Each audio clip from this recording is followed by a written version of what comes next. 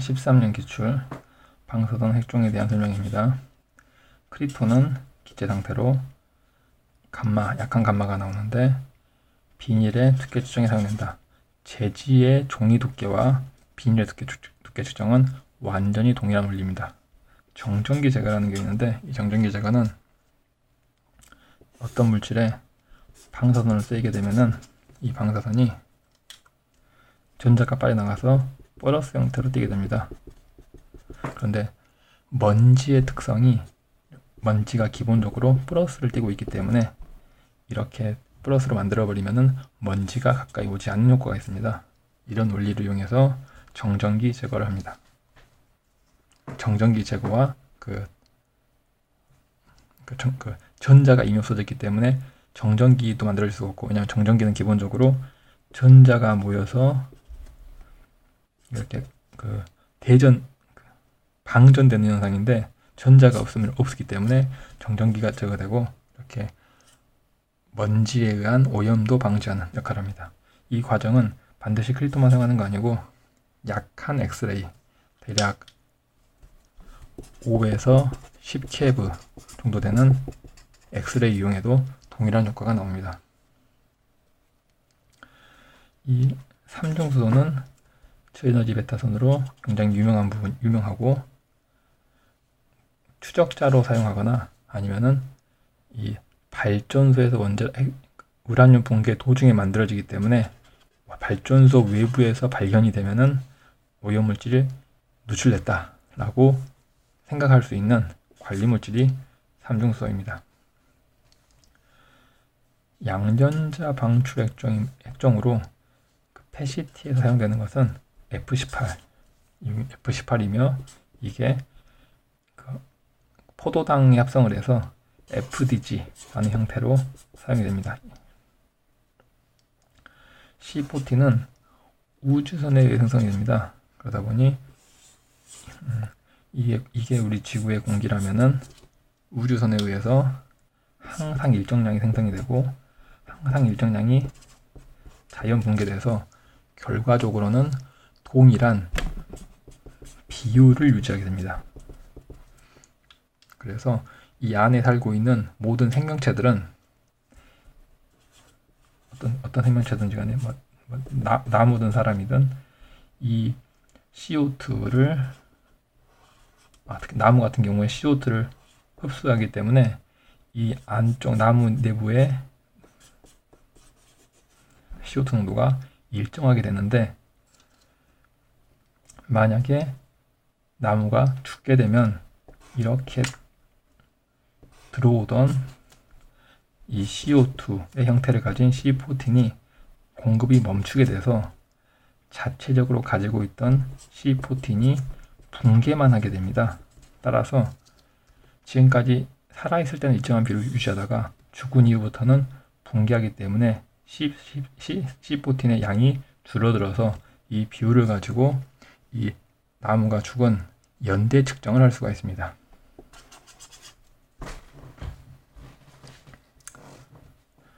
(2013년) 기출입니다. 밀봉손해 오염은 스메어법으로 하는데 가장 발견이 어려운 핵종은 니켈 60. 니켈 60은 방사선 동위원소가 아니기 때문입니다. 만약에 이 문제가 니켈 63이 나왔다 하더라도 역시 답이 되는 게 니켈 63은 약한 베타선원이고, 나머지 코발트, 스트론튬, CS137, 세슘은 모두 강한 에너지의 감마선 방출 핵종이기 때문입니다. 2012년 기출 밀봉선원의 구조와 용도. 아메리즘 미사일을 이런 구조를 가지고 있고, 이런 약한 감마선 방출로 이런 데 사용이 됩니다. 니켈 63은 GC의 ECD라는 검출기로 사용이 되고, 크리톤은 기체이고, 폴리에틸렌의 시트 두께. 폴리에틸렌은 플라스틱의 종류인데 그냥 종이든 아니면 플라스틱이든 시트든 두께 측정에 사용이 됩니다. 코발트 57은 이렇게 특정한 의료 장비의 교정 선언으로 사용이 됩니다. 2014년 기출 빌더 벡터. 빌더 벡터는 원자력 기초 이론 쪽에서 다뤘던 것 같은데, 원래는 그냥 지나가던 방사선이 검출기에 검출이 돼야 되는데, 차폐체를 부딪힘으로써 원래는 벗어내야 될 방사선이 차폐체에 의한 산란 때문에 다시 들어오는, 이렇게 해서 증가된 기여분을 빌더 벡터라고 합니다. 빌더 벡터는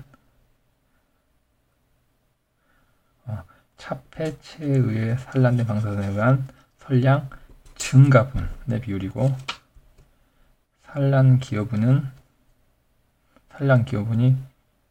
0보다 작을 수는 없는데, 산란 기여분은 항상 1보다 큽니다. 그리고 비충돌 선속에 대한 비충돌 선속과 산란 기여분의 비율이다. 즉,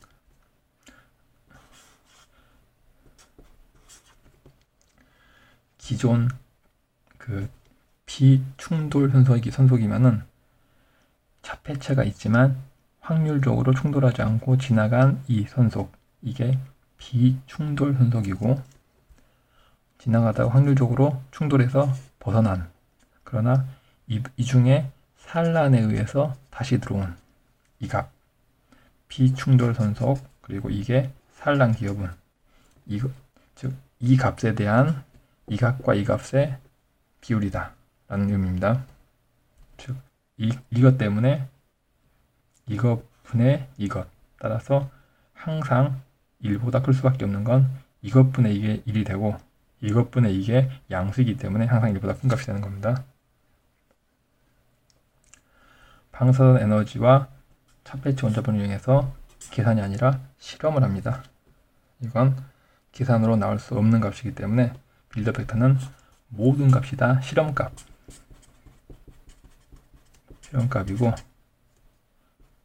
그리고 문제에서 나오는 빌더 벡터 계산식이라고 주어지는 건 이 실험값을 근사적으로 구할 수 있는 근사적인 실험식입니다. 이건 계산이 되는 부분이 아닙니다. 10년 기출 반감기가 1200년인 방사선이 향후 200년간 붕괴할 방사능은 현재 방사능의 몇 프로인가? 이건 원자력 기초이론에서 다뤄야 될 부분인데, 문제가 시급기술에서 나왔기 때문에 부득이하게 여기에 적긴 했지만, 원자력 기초이론에서 굉장히 유사한, 개념은 동일한 문제가 나온 적이 있습니다. 그리고 물론 설명이 되어 있었고요.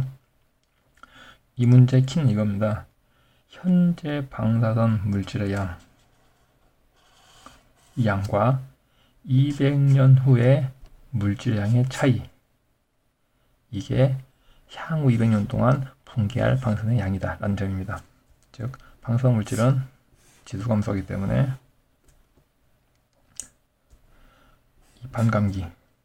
이 반감기가 1200년인 방사선원에서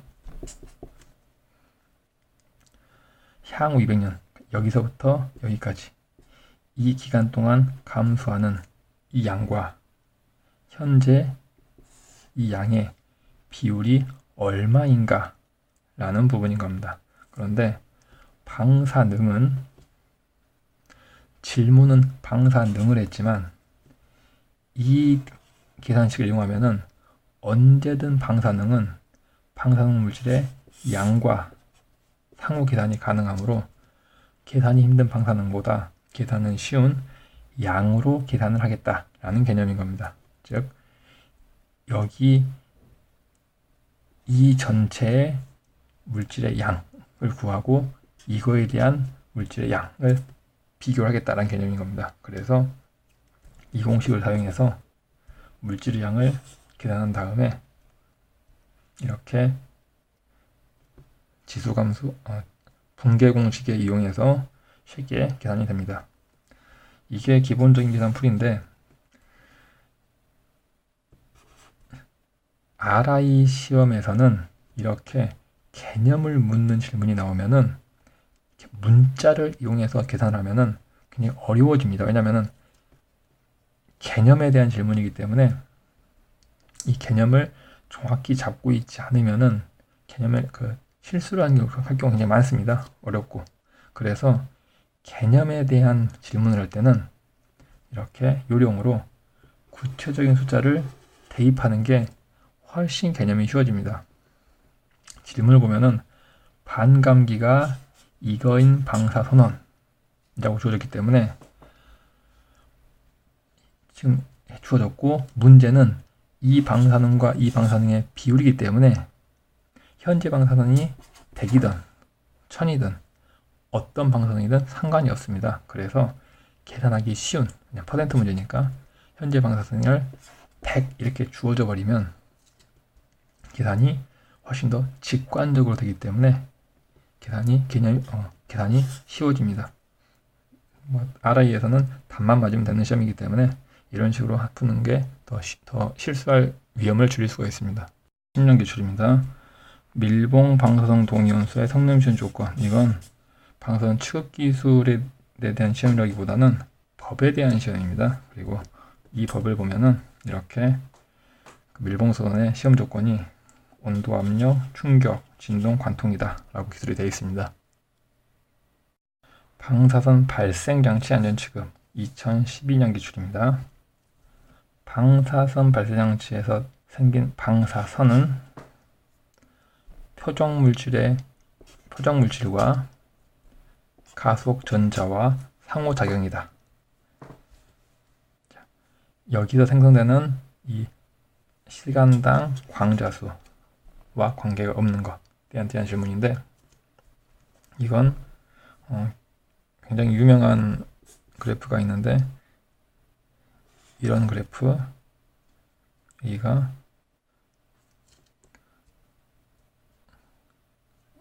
방사선 전압이고 에너지고 여기가 개수인 그래프. 여기에서 방사선 발생장치에서 나오는 그 그래프인데 전류를 올릴 경우에 어떻게 되느냐 하면은 전류를 올리면은 양만 그대로 늘어나는 현상. 이게 전류를 증가시켰을 때, 전압을 증가시켰을 때는 이 최고 에너지가 증가해서 이렇게 증가되는 이런 그래프. 전압 증가 그래프. 이 두 가지 그래프는 반드시 알고 있어야 됩니다. 방사선 발생장치는 일단 필라멘트에서 광전자를 내면은 플러스 극에서 플러스 극을 떼고 있는 이 타겟으로 가속이 돼서 충돌해서 방사선이 만들어집니다. 역시 이 열전자를 만들기 위해서는 이 부분도 전압이 걸려 있어야 됩니다. 자, 이 문제에서 어떻게 하면은 여기에서 방출되는 방사선이 관계가 있나 없나 라는 부분인데, 첫 번째, 필라멘트에서 전자가 만들어지는 양, 즉 1초에 1개가 만들어지는 것보다 100개가 만들어지면은 가속된 전자가 많기 때문에 방사선이 많이 나올 겁니다. 이걸 관전류라고 보통 부릅니다. 열전자를 표적에 가속시키는 관전압. 이 플러스 값이 더 세게 잡아당길수록 이 전자가 에너지가 커지기 때문에 이 타겟과 더 많은 상호작용을 할 것이고 그 과정에서 더 많은 방사선이 나오게 될 겁니다. 여기에 걸려진 전압을 관전압이라고 합니다. X선관의 구성과 방사선 빔의 투과도. 이 방사선은 타겟 물질과 상호작용을 해서 방사선을 만들기 때문에 이 타겟 물질의 원자 번호에 따라서 생성되는 방사선의 양이 결정이 됩니다. 그리고 그 마지막 X선관의 양극과 음극에 흐르는 전류라고 했는데, 이 필라멘트 여기에 흐르는 전류는 관계가 있지만 X선관 자체에 양극과 음극에 흐르는 전류, 저납은 관계가 있지만 전류는 크게 관계가 없습니다. 이 부분은 RI 시험 출제 범위는 포함이 됐지만 실제 출제가 안 되기 때문에 항목만 적어놓은 거고, 이 제염에 대한 부분은 기출이 나온 적이 있어서 정리하는 겁니다. 제염 계수는 제염된 후분의 제염 전의 농도를 비교한 것으로 최초의 100 베크렐/cm 제곱의 방사능을 제거해서 20으로 낮춰졌다면 후 20분의 전 100이어서 제염계수가 5가 되는 겁니다. 즉 제염계수는 항상 1보다 큰 숫자만 제염계수가 됩니다. 그러면은 제염계수가 2인 것은 절반으로 줄어든 거고, 제염계수가 10인 것은 10분의 1로 줄어든 겁니다. 2015년 기출입니다. 코발트에 오염된 이런 농도의 물질이 처리한 결과 농축액이 이거였고 중류수가 이거였다. 결과적으로 오염이 이렇게 높았던 게 이렇게 낮아졌다. 제염계수가 얼마인가 라고 하면은 이것분의 이것을 나누면은 이렇게 계산이 됩니다. 2014년 기출 폐기물 관리 방법에 대한 겁니다. 폐기물은 관리는 기본적으로 발생을 최소화하는 게 가장 우선입니다. 그리고 처음에 폐기물이 실험실에 생기게 되면은 이걸 종류별로 구분을 합니다. 지금 생각하면은 그 분리수거 하듯이 구별을 하는데, 이렇게 압축이 되는 것, 압축이 안 되는 것, 그러니까 이거는 압축이 되는 종이라던가 압축이 안 되는 금속이라던가 이런 걸로 구별하고, 불에 타는 것, 타지 않는 것으로 구별을 합니다. 그리고 내용물이 어떤 게 돼 있는지 보이도록 투명한 비닐을 사용해서 포장해야 됩니다. 왜냐면은 방사성 물질의 특성상 한번 포장을 하면은 이 안쪽은 방사성 물질로 오염된 거기 때문에 이걸 여는 순간 오염이 확대될 수가 있습니다. 따라서 한번 묶어버린 비닐은 다시는 푸는 일이 없도록 이 외부에다가 어떤 물질이 들어있는지, 언제 밀봉을 했는지, 그 외부 측정된 설량 얼마인지 다 적어서 라벨을 붙여서 두 번 다시 열지 않도록 합니다. 그래서 이 안쪽도 눈에 보일 수 있도록 투명한 비닐을 이용해서 포장을 합니다. 그리고 이 깨준질 같은 경우는 당연히 따로 분리를 해야지만이 관리가 수월할 겁니다. 13년 기출 기체 방사성 폐기물 처리에 대한 부분입니다. 이것도 다른 과목에서 나왔던 부분인데, 방사능을 띤 부유 입자, 즉 파티클, 먼지 형태는 이 헤파 필터를 이용해서 제거합니다. 헤파 필터는 이 기본적인 그 스펙 자체가 굉장히 작은 먼지를, 폭이 정해진 굉장히 작은 먼지를, 직정이 정해진 먼지를 99.97%까지 제거하는 필터라는 게 정의이기 때문에 굉장히 작은 물질을 제거할 수 있는 그런 필터입니다. 불활성 기체는 활성이 아니다는 뜻은 다른 물질과 반응을 하지 않는다는 뜻입니다. 안정된 동위원소이기 때문에. 그래서 다른 화학적 처리가 불가능하기 때문에 어쩔 수 없이 탱크에 모아서 감소할 때까지 기다리는 이런 방법을 쓰거나, 아니면 활성탄으로 이용해서 그 통과 속도를 지연시켜서, 즉 시간을 끌어서 자체 붕괴에 의해서 농도가 낮아지는 그런 방법으로만 처리가 가능합니다. 방사성 요오드는, 아이오다인이라고 부르는 요오드는 활성탄에 특수 물질을 부착해서 안정동위원소인 KI를 부착해서 동위원소 교환 반응에 의해 안정동위원소가 튀어나오고 방사선 동위원소가 붙는 이런 방법을 사용하거나, 아니면은 굉장히 반응성이 큰 이 은을 이용해서 화학적인 결합 형태를 만드는 방법이 있습니다. 그렇지만 은은, 그 화학에서 다루는 은은 굉장히 반응성이 좋기 때문에 어떤 물질을 그 결합해서 고체로 만드는 데 쓰이긴 하지만 굉장히 고가이기 때문에 실험실에서는 쓸 수가 있지만 실제 현장에서 사용이 불가능합니다. 어쨌든 그런 방법이 있긴 합니다. 방사성 2012년 기출 방사선 폐기물의 처리. 고화제는 열 준도도가 낮아야 된다. 방사선 폐기물 처리할 땐 기본적으로 어떤 고화제라고 하면은 방사성 폐기물을 담아서 이렇게 움직이지 않게 하는 물질을 고화제라고 합니다. 이 분홍색이 방사성 물질이고 이 파란색이 고화제라고 하면은 방사선 폐기물 중에 열이 나는 물질도 있을 수 있습니다. 예를 들면 발전소에서 사용한 사용해골류 같은 그런 물질이 있는데, 열이 발생할 경우 열이 밖으로 잘 빠져나오면은 외부에 냉각, 물이든 공기등 이용해서 냉각을 할 수가 있지만, 이게 빠져나오지 않고 열이 이 안쪽에 모아져 있으면은 부피 팽창으로 인해서 이 고화제가 쉽게 깨집니다. 그래서 열 준도가 밖으로 잘 나오도록 열 준도도가 높아야 됩니다.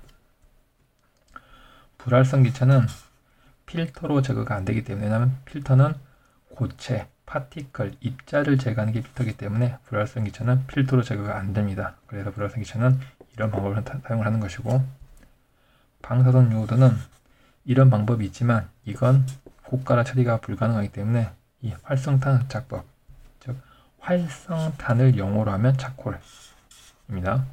다 뜻은 수술다. 수술 가공하면 활성탄이라고 하고 수술 영어로 하면 차콜이라고 하기 때문에 다 똑같은 표현입니다. 이 차콜 필터가 사용됩니다.